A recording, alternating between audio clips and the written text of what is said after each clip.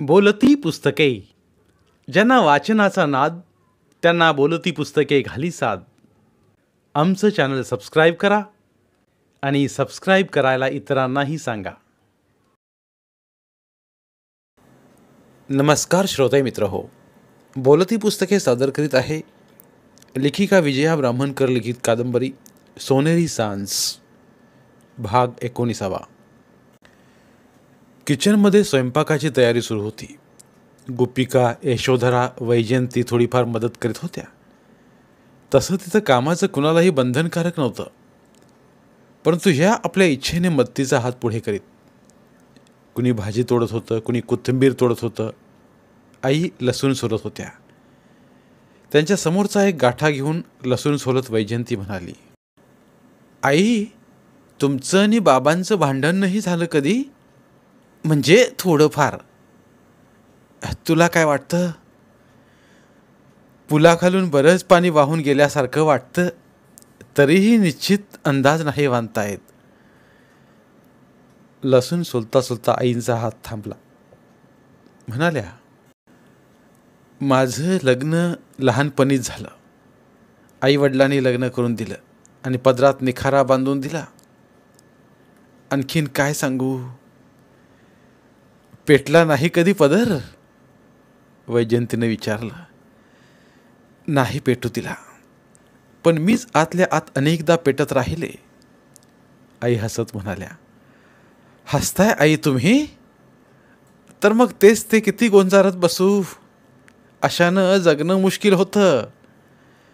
बस झालं, अशानं रिकाम्या वाक्या नको फाडू.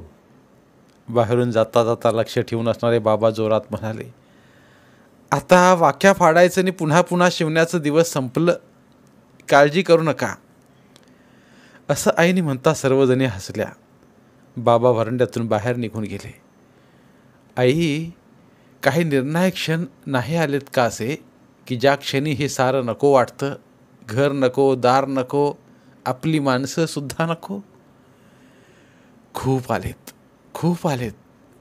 पण माझ्यासारखी कमी शिकलेली बाई घराबाहेर निघून काय करणार होती?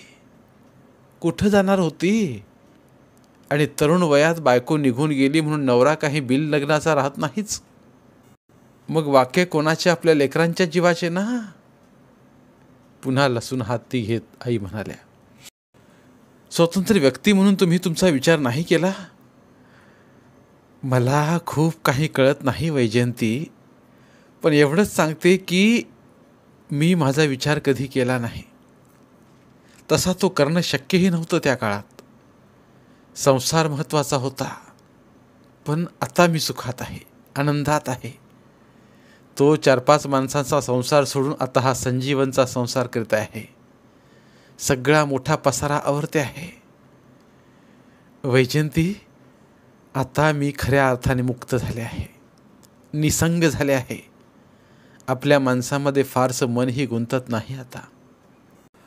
आता इथे एवढे लोक मिळालेत ना मन गुंतवायला.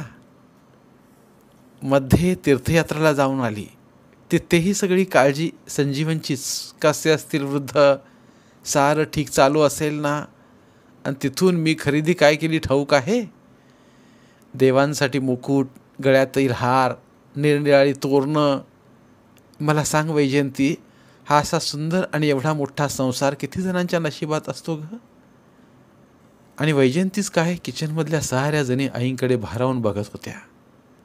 आई कदाचित खूप शिकलेल्या नसतील, परंतु विचारांची एवढी प्रगल्भता आणि मनाला मोहून टाकणारं शहाणपण किती जणांजवळ असतं? मनाला असं संसारातून ओढून काढणं किती जणांना शक्य होतं? नात्यांच्या गोतावळ्यातून स्वतःला असं अलगद सोडवून घेणं, निर्लेप मनानं जगणं, ह्याला केवढी आत्मिक शक्ती लागते. ती शक्ती ह्या बाईनं कुठून मिळवली असेल? अशा कुठे कार्यशाळा भरतात का हो? वैजयंतीने स्वतःलाच प्रश्न केला. आणि आजवर स्वतःचं अस्तित्व नगण्य समजणारी ही स्त्री एक व्यक्ती म्हणून किती मोठी आहे. आणि लसूण सोलता सोलता थपकून वैजयंती आईना निहाळत राहिली. डिसेंबर महिना चालू होता. थंडी बऱ्यापैकी पडायला लागली होती. अंधारही लवकर पडायचा. रात्रीची आरती आटोपून सारे वृद्ध जेवणासाठी डायनिंग हॉलमध्ये जमू लागले. आता सर्वांच्या कपाटातील स्वेटर शाली बाहेर निघाल्या. जेवणासाठी येताना सर्व शाली पांघरून स्वेटर घालून आले होते. लयच थंडी आहे व बाई. जनाजी खुर्चीवर बसून शालीतून हात बाहेर काढून ते एकमेकावर घासत म्हणाल्या. हो आजी, आज खूपच वाजते थंडी. घे ग वर्षा, लवकर घे ताट. एकदा गिळलं की अंथरुणात पडायला बरं. माई म्हणाल्या. हो घेते. माई, शेकोटी पेटवली आहे बाहेर छोटूने. तिथे का नाही बसल्या जरा वेळ? असू दे ग, आता बघू जेवण झाल्यावर.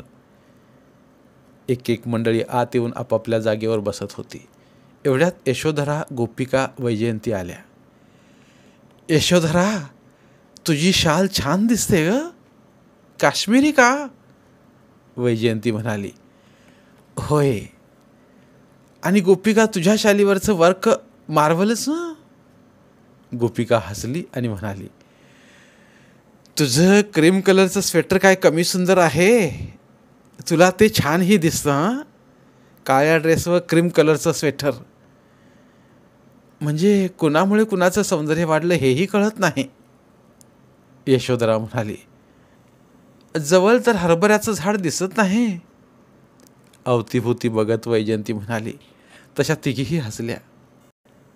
घ्या, करा जेवण गरम गरम. सर्वांसमोर भराभर ताटं ठेवत वर्षा म्हणाली. आजचं जेवण मस्त होतं. वांग्या बटाट्याची भाजी, वरण भात, चटणी, कोशिंबीर आणि गरमागरम चपात्या. ज्याला हवं असेल त्याला ताक, दही. सर्वांची पोट भरून जेवणं झाली. घ्या ना ताई थोडा भात. वर्षा वैजयंतीला आग्रह करीत होती. नको ग, हाच खूप झाला. ताटावरती आडवा हात धरत वैजयंती म्हणाली. सर्वजण घ्या ना थोडा थोडा. माझा आग्रह म्हणून.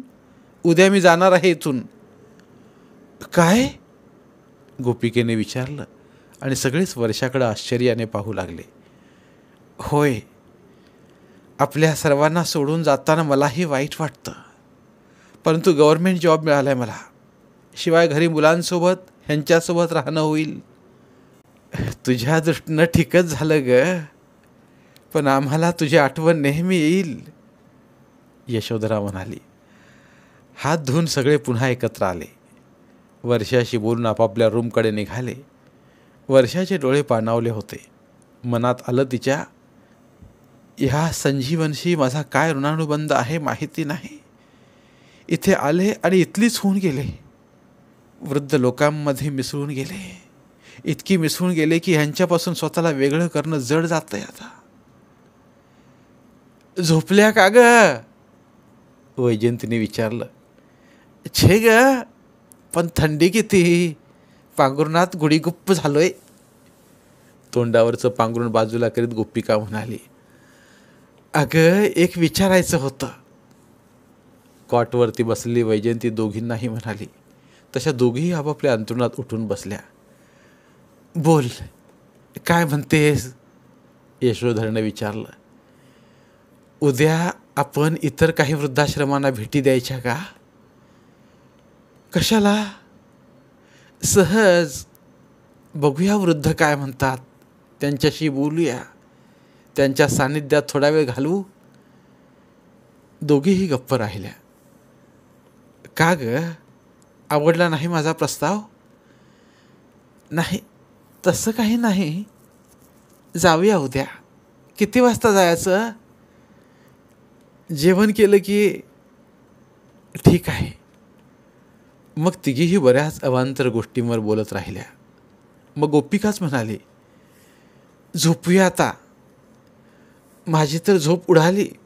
यशोधरा म्हणाली. 5-3-2 खेळायचं का? वैजयंतीने विचारताच दोघींनी होकार दिला आणि कितीतरी वेळ मग पत्त्यांचा डाव रंगत राहिला. खेळताना त्या हसत होत्या, बोलत होत्या, चिडत होत्या, चिडवत होत्या, एकमेकीचे हात ओढीत होत्या. खेळता खेळता रडीचा डाव खडी म्हणत होत्या. आपलं वय विसरत होत्या. नव्यानं पुन्हा लहान होत होत्या. एक उत्सुकता म्हणून वैजयंती गोपिका आणि यशोधरा यांनी नागपुरातील काही वृद्धाश्रमांना भेटी दिल्या. वृद्धांशी बोलल्या. एक एक वृद्ध म्हणजे समस्यांचं आगार होतं. आणि वृद्धाश्रमांना भेटी दिल्यानंतर त्यांना एक प्रकर्षानं जाणवलं की वृद्धाश्रमात मध्यमवर्गीय आणि सुखवस्तू घरातील मंडळी जास्त आहेत. अगदी तळागाळातील व्यक्तींचं वृद्धाश्रमात असण्याचं प्रमाण नगण्य आहे. वैजयंतीने त्यांना बोलतं करण्याचा खूप प्रयत्न केला. गोपिका यशोधरा ही बऱ्याच वृद्धांशी बोलत होत्या, परंतु बहुतेक वृद्ध हात राखूनच बोलत होते. त्यांना मोकळं करण्याचा वैजयंतीने भरपूर प्रयत्न केला, पण फारच कमी लोक मोकळे झाले. स्त्रिया त्यातल्या त्यात बोलल्या. पुरुष तितकेसे आतून हुंकारले नाहीच मोकळा होता आलं त्यांना.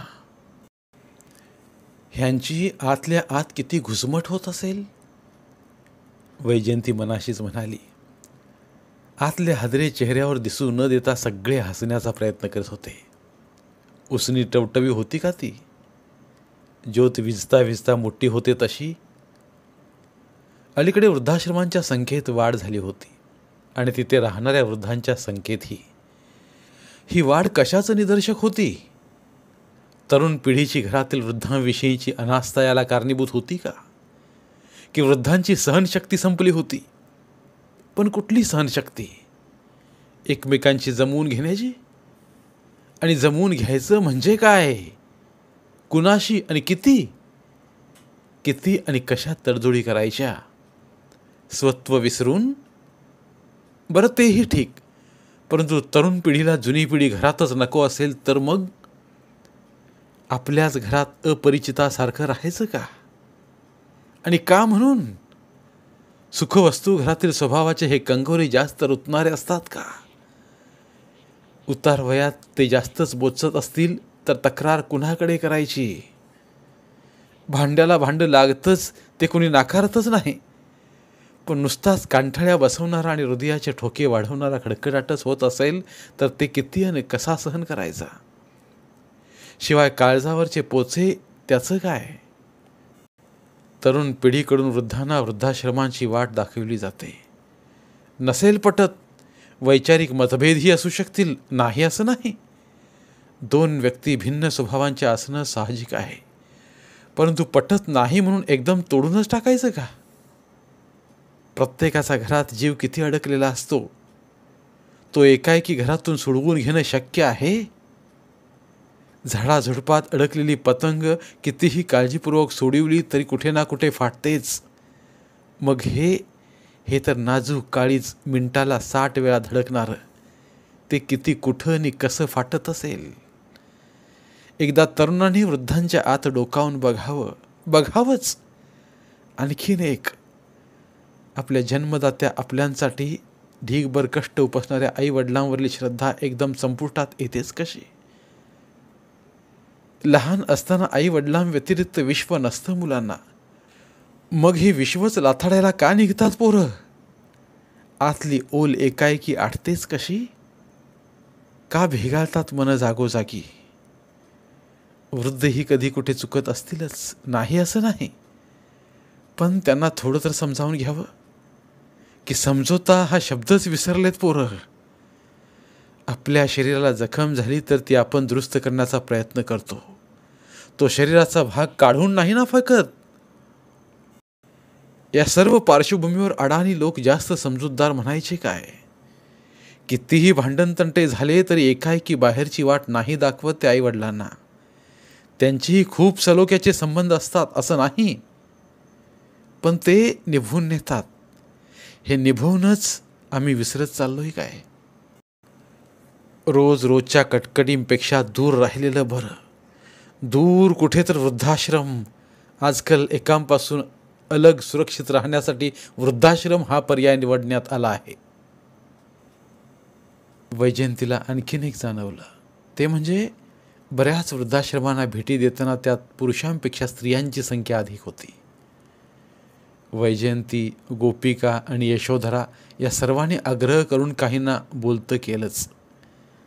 एक आजी म्हणाल्या, बाई, आमचे मडकेच कच्चे निघाले, त्याले काय करावं? मुलांवर चांगले संस्कार केले नसतील म्हणून तर मुलांनी इथे आणून टाकलं असंही म्हणतात कुणी. पण बाई मला सांगा, मुलांवर चांगले संस्कार नसते केले तर शिकून सवरून मोठे कसे झाले असते? गले लठ्ठ पगाराच्या नोकऱ्या कशा मिळाल्या असत्या मग? आत्तापर्यंत आम्हाला देव समजणारी मुलं एकाएकी कशी बदलली तेही कळालं नाही. त्यांनी आम्हाला इथं आणून सोडल्यावर आम्हाला त्यांच्या मनातलं आमचं स्थान कळालं. बरं, त्यांना वाईट तरी कसं म्हणावं? देवधर्मही खूप करतात, दुसऱ्या आजी सांगत होत्या. आणि वैजयंतीच्या मनात आलं, जगाच्या पालनकर्त्या परमेश्वराला पोरं मानतात आणि जन्म देऊन पालकत्व पार पडल्या मातापित्यांना विसरतात. ह्याला काय म्हणावं? आणि 2 पिढ्यांमध्ये असं एकाएकी अंतर का निर्माण व्हावं? ही दरी कुठं आधीच तर पडली नव्हती. अजाणतेपणी किंवा हळूहळू वाढत गेलेल्या अंतराकडे दुर्लक्ष केल्यानंतर हे झालं नाही. ही दरी बुजवण्याचा किमान प्रयत्न तरी झाला का? की नदीच्या 2 किनाऱ्यासारखे दोघेही एकमेकांची वाट बघत तटस्थ राहिले. वैजयंतीच्या मनात विचारांचा नुसता कोलाहल माजला होता. चलायचं?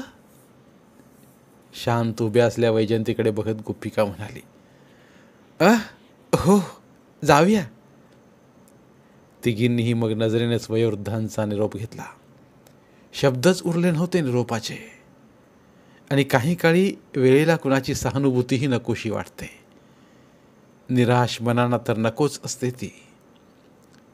आणि वैजयंतीला हेही माहीत होतं की हे वृद्ध जेव्हा एकटे राहत असतील तेव्हा मनसोक्त रडून घेत असतील, आतल्या आत विखुरल्या जात असतील आणि आतल्या आत सावरल्या जात असतील. आलेलं नैराश्य स्वतःच झटकून टाकत असतील आणि आलेल्या अनुभवांच्या सुखदुःखाच्या बेरजा वजाबाक्या करणं बंद करीत असतील. कराव्यास त्या बंद, त्याशिवाय जगणं सुसह्य कसं होईल?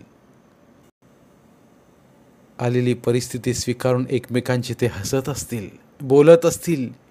चिमण्या दातानं चिंचेचं बुटूक तोडावं तशी एकमेकांची सुखदुःख वाटून घेत असतील. आपल्यासारखंच आणखीन कुणीतरी आहे या भावनेने सुखावत असतील, समाधानी होत असतील. आणि ते समाधान मग चेहऱ्यावरच्या रेषा रेषांमधून हळूहळू पसरत असेल, हळूहळू. आणि काळजावर चढलेली नराश्याची पुटं मग एक एक गळून पडत असतील. संजीवनमधला सकाळचा नाश्ता आटोपला. कुणी आपल्या खोलीमध्ये जाऊन आराम करीत होतं तर कुणी बाहेर फिरत होतं. काही वर महादेवाच्या मंदिरात गेले होते. वैजयंती, गोपिका, यशोधरा यांनी वर जाऊन शिवाचं दर्शन घेतलं. जरा वेळ मंदिरात बसल्या, शांत शिवपार्वतीचं रूप डोळ्यात साठवत. गोपिकेला आपली नातवंड आठवली. असं देवळात गेल्यानंतर हात जोडून डोळे मिटून नमस्कार केला की माझी नात विचारायची, आजी, मी देवाला सद्बुद्धी मागितली, अभ्यास यायला हवा ना? पण आजी, तू काय मागितलंस ग? मी काय मागणार? तरीही सांग ना, तू काही ना काही मागितलं असशीलच. होय, मागितलं ग चिमणे, सांग ना मग. म्हटलं, देवा सगळ्यांना सुखी ठेव. अगं पण तुझ्यासाठी काय मागितलंस? अगं वेडे, सगळ्यांचं सुख तेच माझं सुख नाही का? मला वेगळं कशाला काही हवं? चला निघायचं, यशोधरा म्हणाली. चला. मग गोपिकाही उठली. मनात नातवंड, त्यांच्या आठवणी भिरभिरत होत्या. त्या खाली आल्या तेव्हा 10ची बस संजीवनसमोर उभी राहिली. त्यातून एक 60-65ची स्त्री खाली उतरली. पांढरं कपाळ, गोरीशी, स्थूल बांधा, काळ्या पांढऱ्या केसांचा अंबाडा, दोन्ही खांद्यावरून घेतलेला पदर, मोठे टपोरे डोळे, हातातील पिशवी सावरत आणि पदराने घाम पुसत ती स्त्री गेटमधून आत आली आणि समोरच असलेल्या सुधाकर भाऊंना म्हणाली, हा संजीवन वृद्धाश्रम? होय. कोण हवंय आपल्याला? कोणी नाही, मला हा वृद्धाश्रमच हवा होता. इथं कुणाला भेटावं लागेल? चला, आईंशी गाठ घालून देतो. असं म्हणून सुधाकर भाऊ त्या स्त्रीला सोबत घेऊन आत आले. व्हरांड्यातल्या खुर्चीवर बसवलं. इतरही बरेच जण त्या स्त्रीच्या अवतीभोवती जमले. सुधाकर भाऊने आईना बोलावून घेतलं. किचनमध्ये स्वयंपाक सुरू होता. नॅपकिनला हात पुसत आई व्हरांड्यातील त्या स्त्रीजवळ आल्या. हां, बोला बाई, काय म्हणता? त्या स्त्रीने आईंकडं पाहिलं. डोळ्यात पाणी उभं राहिलं. गळ्यात औंढा दाटला. तिने पदराने डोळे कोरडे करण्याचा प्रयत्न केला, पण डोळे झरतच होते. वर्षा, अगं पाणी आण पेलाभर, आई म्हणाल्या. आई, वर्षा कुठं आहे आता? सुशीलाबाई म्हणाल्या. हो ग, विसरलेच. घ्या, पाणी प्या. आई त्या स्त्रीच्या खुर्चीच्या बाजूच्या खुर्चीवर बसत म्हणाल्या. त्या स्त्रीने पाणी पिऊन प्याला खाली ठेवला. आपण आई का? होय. तुम्हाला कसं माहिती? आता हे म्हणत होते आईशी गाठ घालून देतो म्हणून. सावरून बसत सुधाकर भाऊंकडे बघत ती स्त्री म्हणाली. क्षणभर शांतता पसरली. मग ती स्त्री म्हणाली. आई, मी इथं राहायला आली आहे. राहायला? सोबत कोण आहे? कोणी नाही. नातेवाईक कोणी नाही का? मुलं बाळं? आहेत.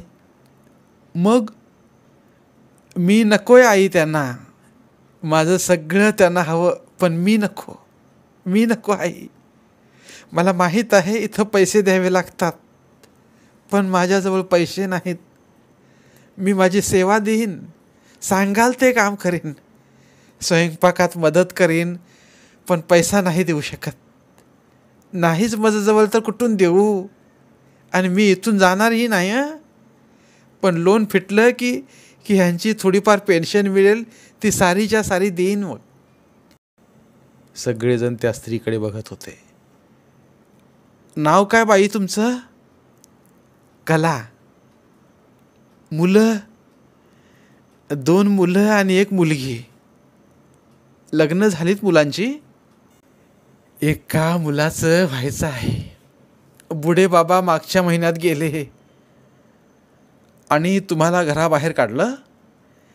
नाही, पूर्वीच काढलं घराबाहेर. मोठ्या मुलीचं लग्न झालं, ती आपल्या घरी गेली. हे शिक्षक होते, रिटायर्ड झाले होते. लोन घेऊन 4 खोल्यांचं घर बांधलं. मग मुलांचंही लग्न झालं. 4 दिवस बरे राहिले.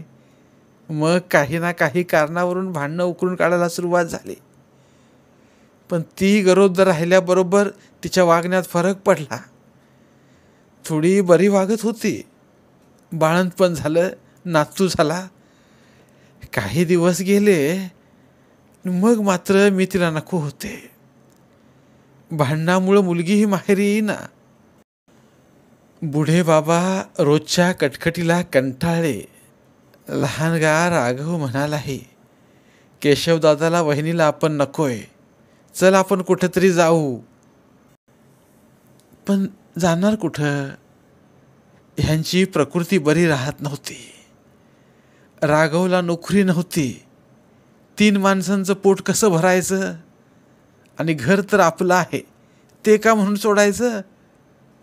परंतु त्या पोरीनं परिस्थितीच अशी निर्माण केली की घरातून निघण्याशिवाय गत्यंतर नव्हतं.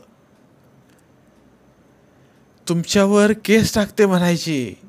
एक ना एक दिवस तुम्हा सर्वांना अडकवून खडी फोडायला नाही लावली तर नाव सांगणार नाही असं म्हणायची.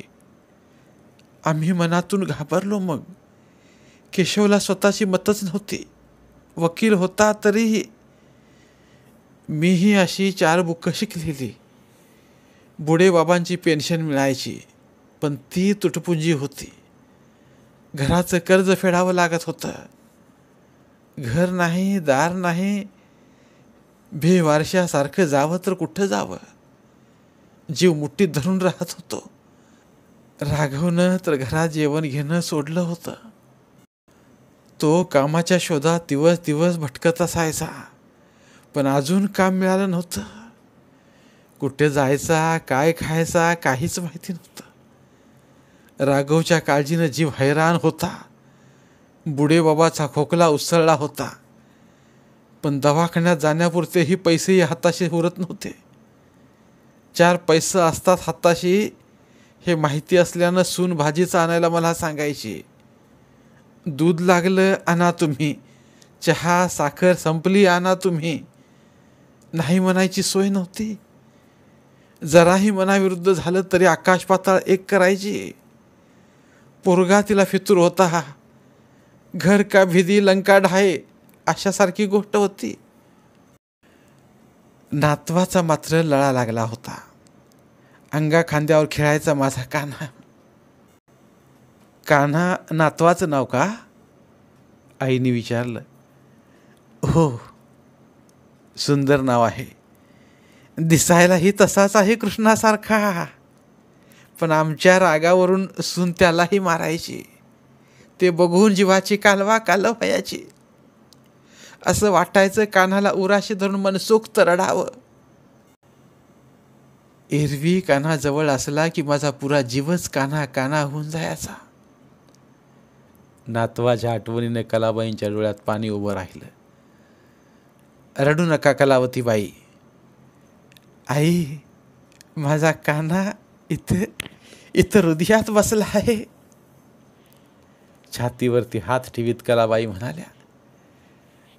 थांबल्या जरा वेळ द्या, त्याला तसाच राहू द्या. शिळं पाक समोर यायचं, माझं काही नाही, पण ह्यांना शिळं खाऊ घालताना मला बरं नाही वाटायचं. पोरगी खूप हुशार. नेमकं त्यावेळी कोणी आलं तर म्हणायची, बाबाजी गरम पोळी वाढू, घ्या ना घ्या थोडीशी. तिचा खोटेपणा पचवणं जड जात होतं मला. अलीकडे चष्म्याची दांडी तुटली होती, पण पैशापायी त्या चष्म्याला दांडी लावणंही जमेना. मग दोरा बांधला एकीकडून आणि दिला कानात अडकवून. आमच्या दोघांच्या वयात खूप अंतर, 20 वर्षांचं. ह्यांची पहिली बायको वारली होती. मूलबाळ नव्हतं. मलाही आई वडील नव्हतं. काका काकूंनी या बुडे बाबाशी माझं लग्न लावून दिलं. तशीही मला सुखाची फारशी सवय नव्हतीच. माणूस संशयी होता. आपल्यापेक्षा ही वयानं खूप लहान आहे, त्यामुळे ही घरात नीट राहील की नाही ही भीती त्यांना होती.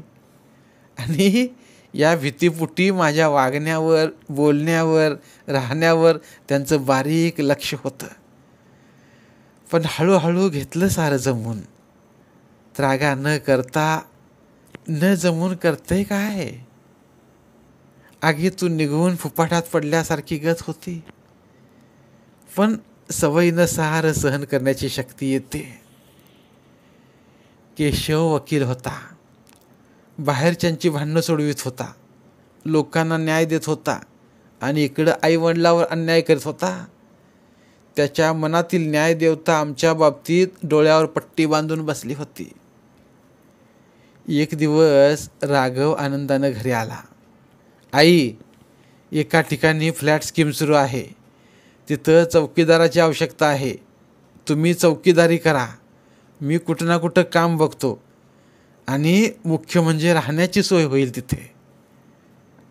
एवढ्या चांगल्या घरात राहिल्यानंतर ते सोडून दगड विटा माती सिमेंटमध्ये जाऊन पडायला जीव होईना. पण जाण्याशिवाय इलाज नव्हता. पोरगी अतिहुशार होती, शिकलेली होती, कायदे कानून जाणत होती. मी हो म्हटलं, कारण धोंडा पायावर पाडून घेण्यात अर्थ नव्हता. दुसऱ्या दिवशी थोडंफार सामान घेऊन आम्ही घर सोडलं. कानाला नजरे आड करून निघताना काळीच तुटत होतं. मनातला प्रेमाचा पाना आवरता घेत घर सोडलं आणि काना नजरे आड झाला. चौकी म्हणजे काय, तट्टे लावले होते, वरून 3. ठीक आहे, सध्याची सोय झाली. पुढे बघू, पुन्हा इथेच कुठेतरी बिल्डिंगमध्ये काम मिळेल चौकीचं. राघवला नोकरी मिळत नव्हती. त्याचं शिक्षणही तसं फारसं नव्हतं. बिल्डिंगच्या कामाला सुरुवात झाली. राघव बसून बसून कंटाळला आणि एक दिवस उचललं टोपलं आणि कामाला लागला. काम करू की नको ही वाटणारी भीड चेपली होती. मलाही वाटत होतं आपण तरी रिकामं बसून काय करायचं. राघवच्या मागून मीही कामाला लागले. लाज शरम सारी दिली फेकून. पोटासाठी 4 पैसे हवेच होते. सकाळी लवकर उठायची. 4 घरची भांडी पकडली. एका घरचा स्वयंपाक घेतला आणि दुपारी विटा मातीची कामं. बुडेबाबाची पेन्शन होतीच. हाती फार कमी यायची. नाहीच म्हणा ना, लोन फेडावं लागत होतं. स्वयंपाक करायची त्या घरी माझं खाणं होऊन जायचं. चहाही मिळायचा तिथं. बिल्डिंग पूर्ण होत आली होती. तरी अजून 2-4 महिने निभणार होतं. राघव अलीकडे बराच बदलला होता. रोज दारू पिऊन यायचा. वाटेल तशी बडबड करायचा. भावाच्या परिस्थितीतील आणि आपल्या परिस्थितीतील तफावत त्याला बेचैन करायची. माझी परेशानी आता वाढली होती.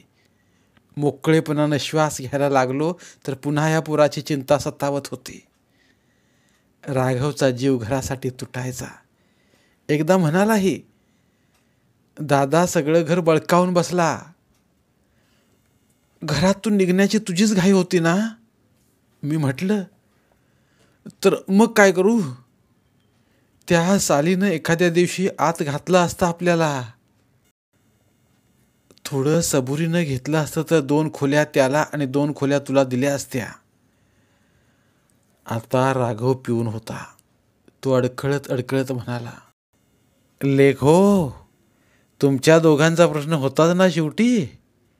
तुम्ही काही मला सुखासुखी जगू देत नाही. तुम्ही माझ्या 5वीलाच पुजले आहात. आणि राघवचं बोलणं ऐकून मी अचंबित झाले.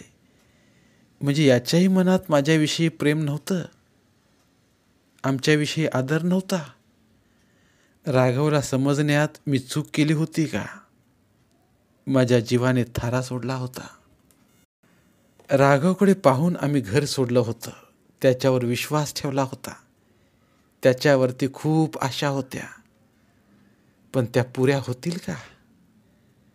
माझ्यासमोर राघवने एक नवीनच समस्या निर्माण केली होती. 2 दिवस काम करायचा आणि 4 दिवस गायब राहायचा. दारू प्यायचा, पत्ते खेळायचा.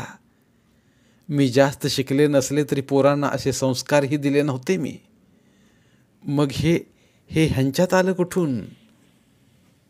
कधी कधी वाटायचं मनसोक्त रडवून घ्यावं. पण तेवढीही उसंत मला नव्हती. आज ना उद्या माझा राघव सुधारेल ही वेडी आशा बाळगून होते मी. सकाळचा एका घराचा स्वयंपाक करून आले तर कामावरचा सुपरवायझर ह्यांच्याशी हुज्जत घालत होता. बांधकामावर पाणी का टाकलं नाही म्हणून. बुडे बाबा कधीच पाणी टाकत नव्हते. त्यांच्यात तेवढी ताकदही नव्हती. मी टाकायची नाही तर राघव टाकायचा.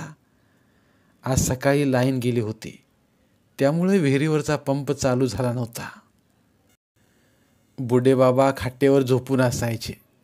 ते आता उठून बसले होते. हतबलपणे सुपरवायझरचं बोलणं ऐकत होते ते. तसं त्यांना बोलणंही उरकत नव्हतं. काय झालं साहेब, मी विचारलं. आज बांधकामावर पाणी का टाकलं नाही. सकाळी लाईन नव्हती. पण आत्ता तर आली ना. मीही आत्ताच आले. टाकते पाणी. पण हे बाबाजी इथे झोपून राहतात, ह्यांनी करायला नको. आजकाल सगळे ऐतखाऊ झालेत. काम नको, जीवावर येतं कामाच्या. हरामखोर साले. बस बस साहेब. त्यांची प्रकृती तुम्ही पाहता ना. त्यांना काम करताना पाहिलं का कधी तुम्ही. आधी मोठ्या माणसाशी कसं बोलावं हे शिका. आणखीन दुसरी गोष्ट, तुमच्या चौकीवर राहतो म्हणून चौकीदार झालो. पण आमचंही मोठं घर आहे स्वतःचं. केवळ मुलं साथ देत नसल्यानं. बरं ते जाऊ द्यात. आणखीन साहेब एक तिसरी गोष्ट. ज्यांना तुम्ही साधा चौकीदार समजून दाटून राहिलेत ते पूर्वी शिक्षक होते, रिटायर्ड झालेत. तुमच्यासारखे काही घडवलेत साहेब त्यांनी. मी असं म्हणताच सुपरवायझर गडबडीत झाला. ह्यांच्याकडं पाहिलं, माझ्याकडं पाहिलं आणि माफ करा म्हणून निघून गेला. माफ करा म्हटल्यानं सगळे प्रश्न सुटत नाहीत ना आई. मनात नुसता गुंताच गुंता विचारांचा. फार दुखलं होतं मन. पण त्याही परिस्थितीत राघव आपल्या जवळ आहे ही भावना मनाला सुखावत होती. दुःखात सुख तेवढंच होतं. बुडत्याला काडीचा आधार म्हणतात ना, तसं. आत्ताशा राघव घर सोडण्याची भाषा करीत होता. जाऊ तर सगळेच जाऊ, मी म्हटलं.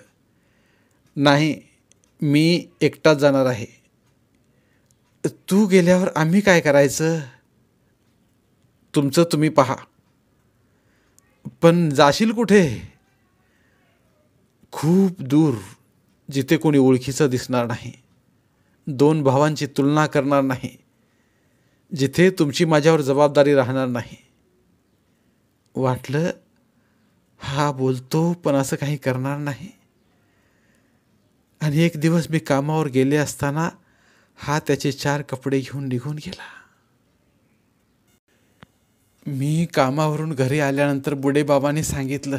म्हणाले, राघव गेला. रोजच जातो, येईल परत.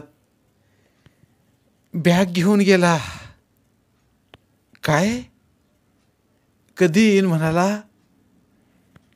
नाही येणार म्हणाला. मित्रांसोबत गोव्याला गेला. तिकडेच कामधंदा करीन म्हणाला. मग हे मला का नाही बोलला? माझी वाट का नाही पाहिली? मी येईपर्यंत का नाही थांबला? बोलता बोलता माझा कंठ दाटून आला. चालता चालता हातातील काठी सुटावी आणि तोल जाऊन पडावं तसं काहीसं झालं होतं मला. केशवला माहीत झालं. तो आला, थोडा वेळ बसला, आमचं ऐकून घेतलं. तुमच्याच लाडाने तो वाया गेला, केशव म्हणाला. का? तुझे नव्हते केले लाड? तू तरी माझा कुठं राहिलायस? माझी सून गौरांगीना फसला तिच्या रूपात. आई, तिचा इथे काय संबंध? चिडून केशव म्हणाला. बरोबर आहे, तिच्याशी आमचा काय संबंध? जिथे पोटच्या मुलाशी संबंध नाही तिथे त्या परक्या घरून आलेल्या मुलीशी काय संबंध राहील? हे असं तुम्ही वाकडं बोलता म्हणून तर मी येत नाही. तुलाही न येण्यासाठी कारणच हवं ना. अरे, लोकांचे तंटे बखेडे सोडवतोस, सारासार विचार करून न्याय देतोस ना. मग गरीब बापाचं घर बळकावून तिथे आयत्या बिळावर नागोबा होऊन बसलास आणि दिला आम्हालाच बाहेर काढून. मी तुम्हाला जा म्हटलं नाही. राहा तरी कुठे म्हटलंस का राहा म्हणून? तुझी बायको घरात आमच्याशी कशी वागते हे तुला माहीत होतं? 1-2दा सांगण्याचा प्रयत्न केला तर तूच म्हणालास चुगल्या नको लावू म्हणून. अरे, तुमच्या कमाया होत्या, नव्हतं पटत तर तुम्ही निघायचं ना बाहेर. म्हाताऱ्या जीवांची तकलीफ तुम्हाला काय ठाऊक? पेन्शनसाठी इथून टल्ले मारीत जावं लागतं ऑफिसात. ऑटो करावा तर 50 रुपये मागतात. बसनं जावं तर थांब्यापर्यंत पायी जाणं, शिवाय चढणं उतरणं. बघ ना एकदा तुझ्या वडिलांकडे होते का त्यांच्याकडून दगदग? बँकेत जावं तर ही लाईन, मध्ये बसायला खुर्ची नाही, बेंच नाही. बसतो म्हटलं तर नंबर जातो. म्हातारा लोकांना सोचतं का रे हे सारं? पण त्यांची तरी काय चूक म्हणा. जिथं पोरांना जन्मदात्यांची फिकीर नाही तिथं सरकारला काय पडलं आहे? बसला केशव उभा राहिला. चलतो, जा. निघून गेला केशव मागे न पाहता.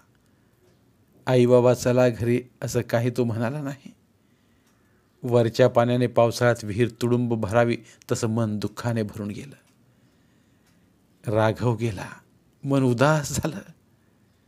हातचे हुकमाचे केस गेल्यासारखे वाटलं ह्याने कामधंदा करावा, ह्यांचं लग्न करू, घरात सून येईल, लेकरा बाळाने घर भरून जाईल, जुने दिवस संपतील, सोनेरी दिवस येतील.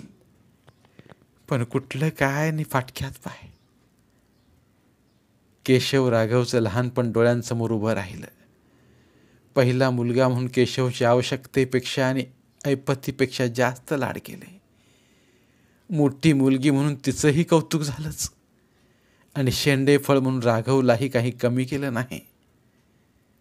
आई वडील सर्वच मुलांवर सारखं प्रेम करतात, पण मुलं जसजशी मोठी होतात त्यांचं वेगळं विश्व निर्माण होतं.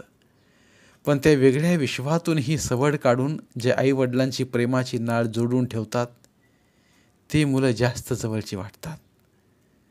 त्यावरूनही घरात वाद चालायचा.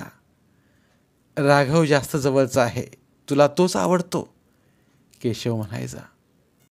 आणि आता या राघवनेही चांगलाच ठेंगा दाखवला होता. पण वेडं मन मानत नव्हतं. वाटतं माझा राघव खूप चांगला आहे, येईल परत.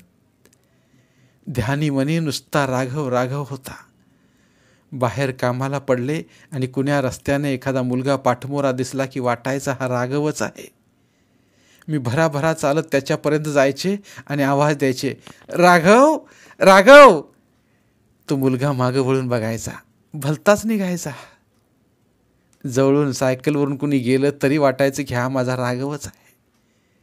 त्याच्या वयाच्या असलेल्या मुलांमध्ये मला राघवच दिसत होता, फक्त राघव. रस्त्यानं जाताना वेड्यासारखी भिरभिर पाहत राहायचे. एक दोनदा गाड्यांनाही धडकले.